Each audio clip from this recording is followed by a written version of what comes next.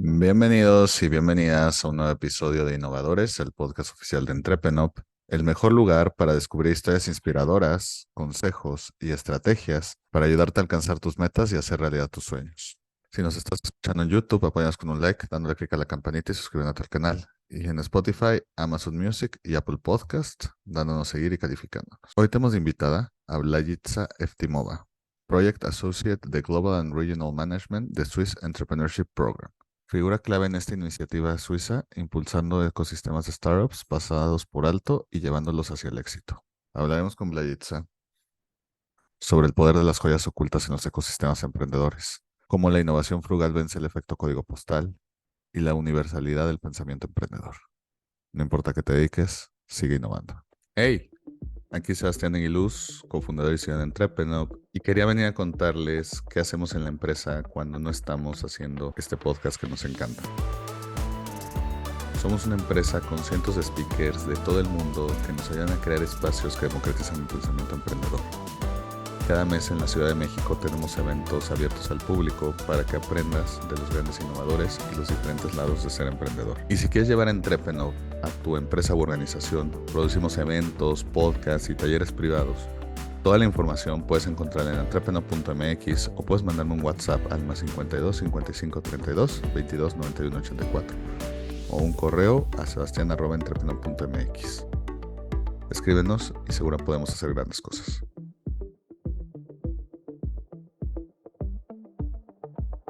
Hola, muy buenas tardes y bienvenidos a otro episodio del podcast oficial de EntreprenUp, Innovadores. Aquí Sebastián Aguiluz, cofundador y CEO de EntreprenUp, y estoy aquí con Blagica Eftimova, Project Associate for the Global and Regional Management de Swiss Entrepreneurship Program. Por el resto de la conversación vamos a hablar en inglés, entonces pues, perdón mi inglés, pero bueno, le voy a dar la bienvenida a Blagica. Hi Blagica, how are you? Hi, hola. That's a great Spanish. Yeah, thank you for that. Hey, Blagica, for people who are unfamiliar with you or the Swiss Entrepreneurship Program, could you tell us a little bit more about what you do? Yes, of course. Hi to everybody. My name, as Sebas mentioned, is Blagica. I'm coming from North Macedonia, which is a beautiful country in the Balkans, in the Western Balkans.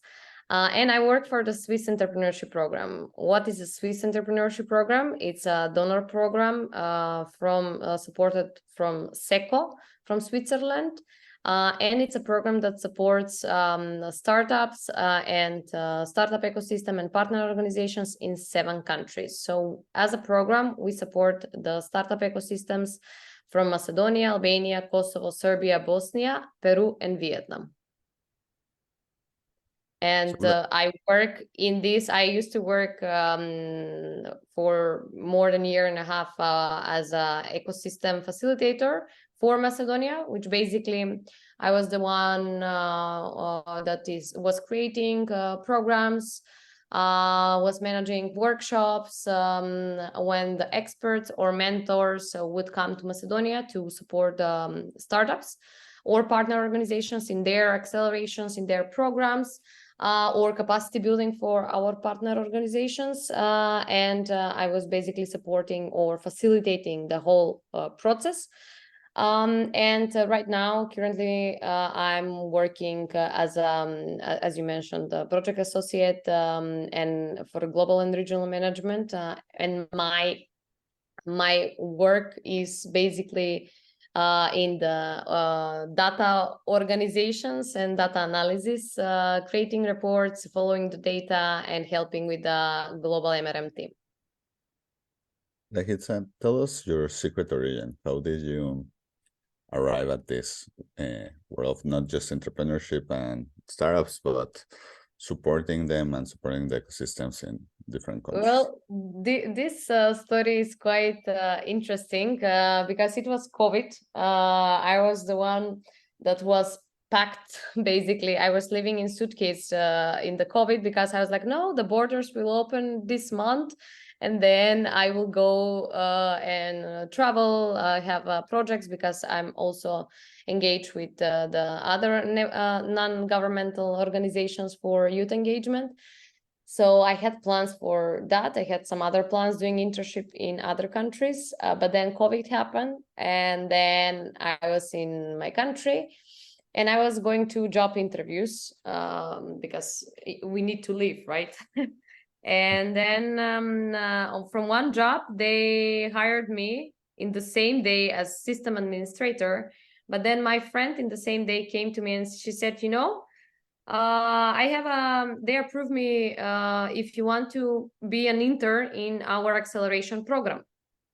That is the PO that we are now supporting from the Swiss Entrepreneurship Program. So I was like, instead of having a full-time payment, I mean, salary, I decided to be an intern for 3 months for an acceleration program, because that sounded for me much more interesting, something that I can upgrade my skills, my knowledge.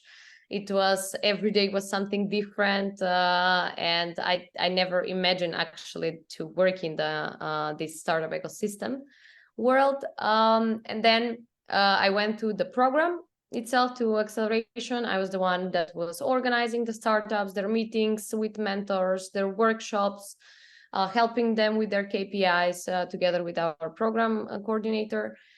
And after that, they decided to keep me to help them with the social media and the reports. And then Swiss Entrepreneurship Program came and said, you know, we need one more person for the Macedonian team.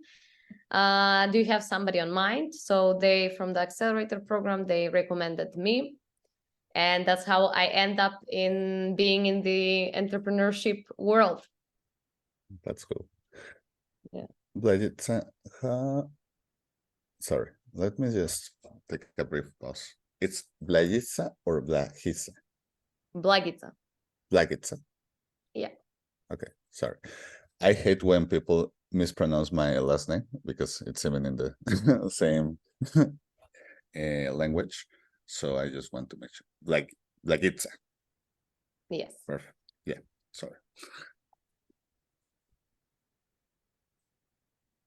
Blagica, why aren't we hearing more about the Swiss entrepreneurship ecosystem in other places? Maybe in Europe they are more familiar, but we usually learn or hear from other ecosystems, like the Chinese one, the American one, the French one, the German one, etc., the Israeli one. Yeah. So basically, as the Swiss Entrepreneurship Program, we are supporting 7 ecosystems. And we have the opportunity to bring those 7 ecosystems in Switzerland once in 2 years for different occasions, basically to see the Swiss entrepreneurship ecosystem there as well. But mostly we are focusing, and we know well known these 7 ecosystems: the Macedonia, the Balkans, the 5 in the Balkans, and plus Peru and Vietnam. They are, let's say, emerging ecosystems, and that's why the Swissness comes here, so it can help grow these ecosystems, to help grow and to be on the same level with the other ecosystems that are well known, as you mentioned, the European market and the USA market. So basically, as a program, we are supporting the startups and the partner organizations through bringing experts, mentors, or entrepreneurs in the residence here in these ecosystems. It depends on the possibility and from the one side possibility from the whole ecosystem, and the need for that ecosystem in certain topics. Let's say if couple of startups or partner organization for their acceleration program needs an expert that is in content marketing or marketing in general, or sales reps. So we find an expert. Right now we have quite a lot of pool of experts from around the world, and we bring them for that special occasion. But not only that, we have brought a lot of entrepreneurs. For example, entrepreneurs from Chile, they come to the Balkans for 2-3 weeks to 3 months, and I spent here time with our entrepreneurs. When they give, they share, and they make the give back. They share their experience, their connections, and their learnings from the way that they have actually managed their business. So basically, this is how we are supporting one startup ecosystem. And plus, when it comes to the investments, we are also as well, when we see that some startups are quite mature to have an investment, we are facilitating and supporting that process as well. Perfect. So we could say that you are finding hidden gems that most people, not only they don't look there for good entrepreneurs, but basically they don't even have them on their mind. And these definitely. are Hidden gems, not only from the startups, but only hidden gem in one ecosystem. For example, sometimes maybe it was not well known for now, for example, the circular economy or even the social entrepreneurship in general. So now with these emerging topics, definitely it's something that we are as well looking forward, and we are supporting those processes because we don't support, let's say, idea stage businesses, startups. Mostly we're in the later stage a bit, and even now focusing on the scale-ups. But in general, when we see that we can actually provide value, definitely we go for it, and we support that process as well. What are the characteristics of these frugal entrepreneurs? I know I love a TED Talk which talks about an Indian concept called Yugat, which is the innovation that comes from adversity. And having these entrepreneurs who didn't grow in ecosystems that are built to raise money, to have the biggest accelerators in their countries, with most people, unlike your program, not taking them into account for that. What are the key characteristics or the key the key advantage that these entrepreneurs have that people who started their companies in more established startup ecosystems don't have? So I think it's the urge to succeed, the challenge itself, because especially we at the Balkans, we are people that have quite great intellectual and quite a lot of logic. And basically we have that urge to succeed alone and to go for it without much help. So basically something that it's in us, let's say, that we want to have that equal sorting with the rest. And basically it is another advantage, I would say. It is the easy if it comes to failing. Basically you can get up, you can start. The market is quite new, so it's very easy to test a product and to see how the product can be let's say, can get advantage for the customers. So basically it's something that it's not very well provided, very well easy for the rest that has already established ecosystems. It's a new and it's growing really fast. And it's for the entrepreneurs definitely an advantage. It is to have the opportunity to test, to pivot quite easily and very fast. In such a increasingly globalized world, why do we still have this kind of zip code effect when it comes to innovation or supporting the entrepreneurship? Why do we still have like 3, 4, 5 main hubs of innovation? And when we have talent globally and where we have tools to reach globally and solve problems on another country, even if we have operations in I I think definitely here it is the matter of borders when it comes to credibility. Because yes, maybe as a ecosystem, we are even, and the products and the entrepreneurs, maybe they are even on higher position than European or even US market. But when it comes to credibility in the system for investments, because we need investment to grow a business for sure.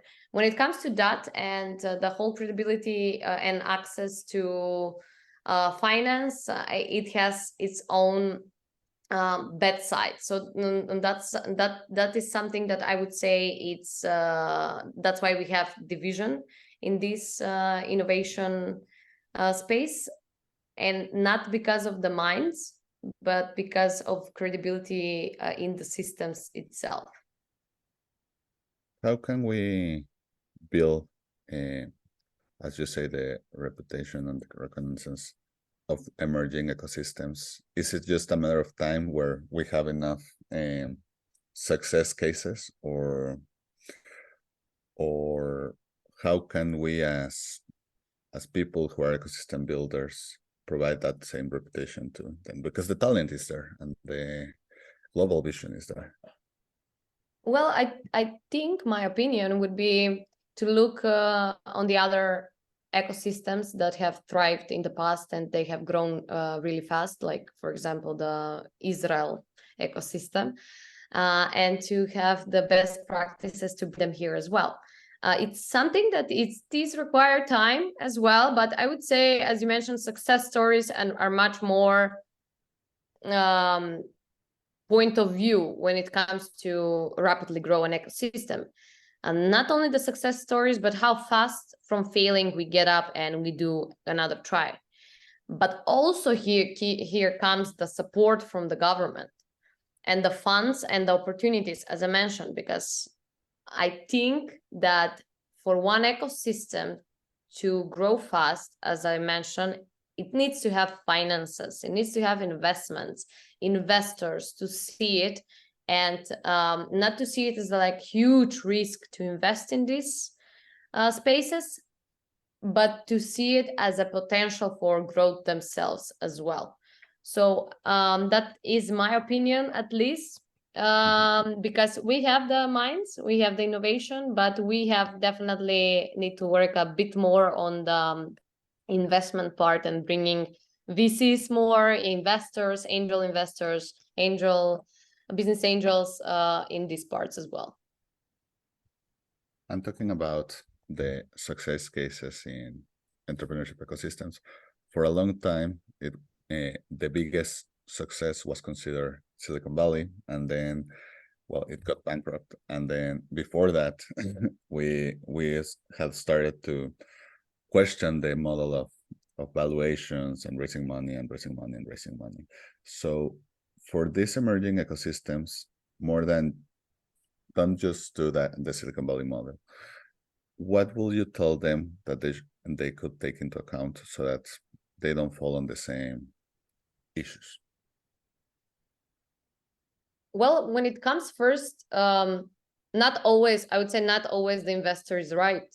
I mean, you need to know your obligations, but you need to know your rights as an entrepreneur as well. So you need to really clearly read a lot of what you need to bring to the table, but also what you will get out of the table. I still think the power is in entrepreneurs, because with their vision and their mindset, that is what investors invest in. Not always is like the product is like super small percentage, but as an entrepreneur, you definitely to succeed and everything, you need to keep up with, you need to be doing that research, not only when it comes to the product, but research, do I really need this investment and that investor? Because sometimes it can create more damage than it will bring good. So that is, let's say, when it comes to the valuation of the one startup, you need to be really careful with who you're signing the marriage document.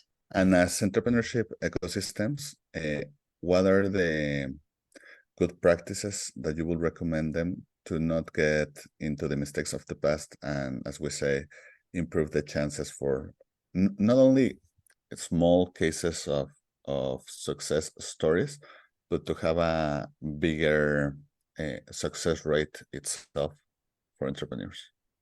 What I will say, definitely something that entrepreneurs, it's not taking into consideration is like they first want to build a product and then test it. No, you're building the product and together you're testing it as well. Why wait for the testing phase? Because you in this fast-paced environment, you need to keep going from the both sides. It's something that, you know, if it doesn't work, okay, let's pivot. But if you have made the product or service and then you're testing it and it turns out that it's not really needed for those customers, the ideal buying persona that you have thought that it is, then you have wasted a lot of resources, energy, and time, which is more important. But when it comes to testing it in the parallel while making it, then you will see, okay, you know, maybe we should shift and we can change this, or we can add this feature, etc. So I would say that from the beginning is something that it's still not very you cannot very see in a lot of startups doing it. They're still going to that safe note, I would say. Blagica, obviously you and the Swiss EP help entrepreneurs get tools, get acquainted, become better entrepreneurs. But at the same time, you get to know them, you get to know what they're doing. So instead of just asking how you help them, how you, as an individual, what have you learned from working with entrepreneurs from such different countries, from such different contexts, and that aren't also they also don't come from the context of more established ecosystems? As an individual, what have you learned? That networking, no matter what, is the most important thing. The motivation that entrepreneurs get, it's usually from the other entrepreneurs or even investors. When they mix match on different events, it's like a whole big family, no matter the ecosystems. So basically, it's the networking we should spend a lot more time, because from that, you will receive many benefits. From you never know, maybe you have a problem that somebody else had that in the previous experience and they have find a solution, but they can easily tell you, no, this helped me, instead of your own looking for a solution. So what I have learned personally, it's and what my hearts fill up with a lot of motivation to go on, is definitely when we have those meetups for the entrepreneurs. We see each other. Not only do we talk about business, but also we talk about other things, and we grow as a family. That is the bond that it's creating the one even stronger ecosystem. To start wrapping this up, and so that we can give more tips to entrepreneurs, what we ask each guest in the Innovadores podcast is 3 do's and 3 don'ts for entrepreneurs. What are your 3 do's and 3 don'ts? Well, my 3 do's, I already mentioned some of them, I would say, is to not to be afraid to fail, because that is where you learn the most. And you need to get up quite quickly and to say, so always to try, not to surrender, to do your research thoroughly, and never to take no for an answer in terms of no, you will not succeed, no, what's wrong with you. No, basically get that courage. And that will come from you or from the people around you, but you need to have the courage when everybody maybe will say, no, it will fail, no, it will not be like this.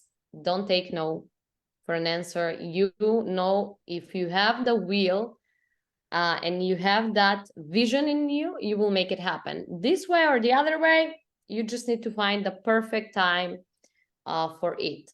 Just like plenty of successful now companies that have IPOs generally. So basically, maybe it was not the right time for that product, but you will find the right time eventually for your business.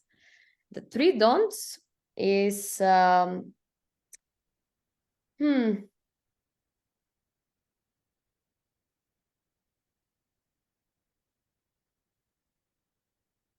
need to think about what is something that don't think that you know everything. Sometimes maybe you will see, oh, oh no, I'm doing great with sales. How do you know? Maybe that's like 0 for your business that you have doing, or even 1 out of 10. If there is opportunity to meet an expert or mentor or something, take it. But don't listen to everything that somebody will say. Instead, see what is really worth for your business, for your product, and what you can take value out of it. But never say, no, we are super great in this. No, we don't need that. No. If there is opportunity, take the opportunity. Don't look twice or think twice about, whether we should do this or this. Then, as I mentioned, you need to be very careful. Don't sign an investment marriage deal with everybody. Just because you think, we need really this right now. You need really to do your research in that. And the other one, I would say,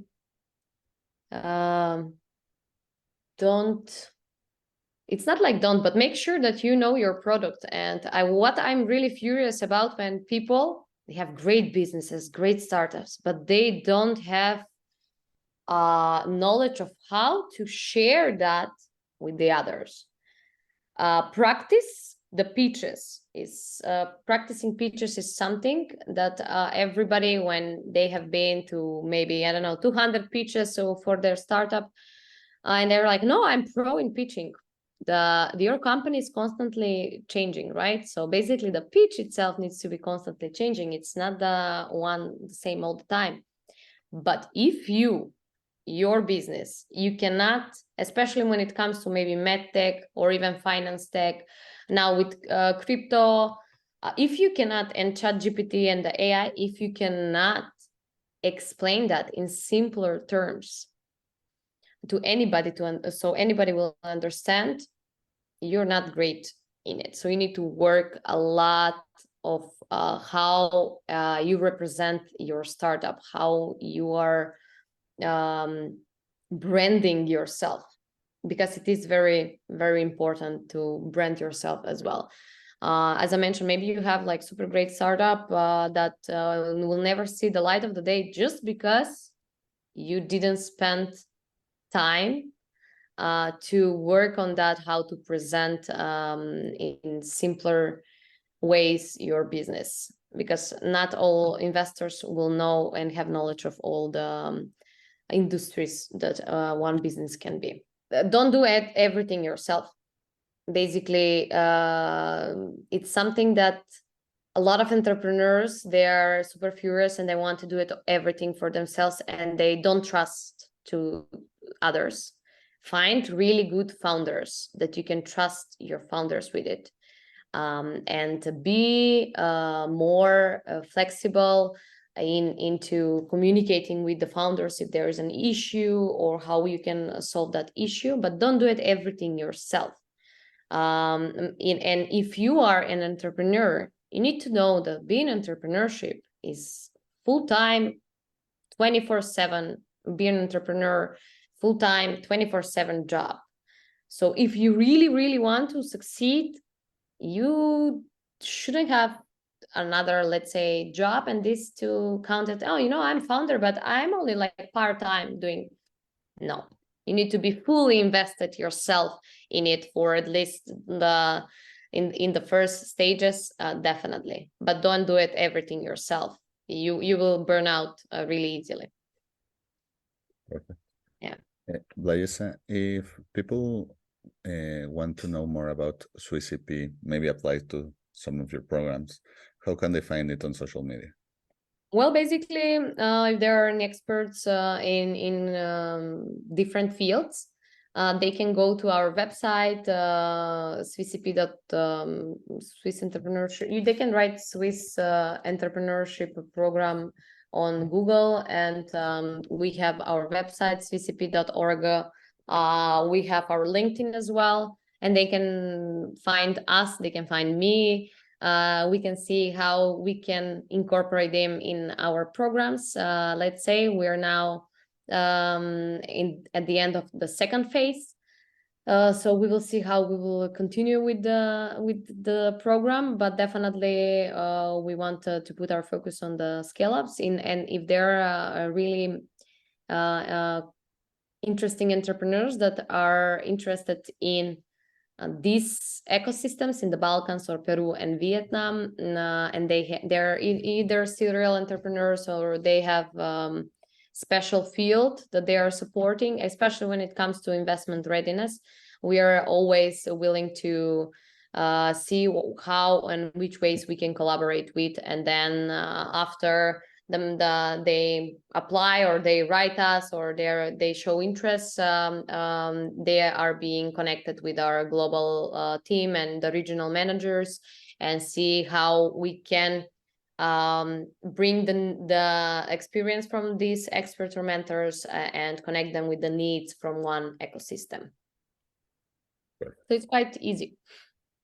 But also if there are investors that are willing to, let's say, explore new ecosystems where there are amazing entrepreneurs, where they're thriving, where there is a thriving ecosystems, definitely they should check out the Balkan ecosystems, Peru and Vietnam, because we have such an amazing startups that some of them are soon to be unicorns.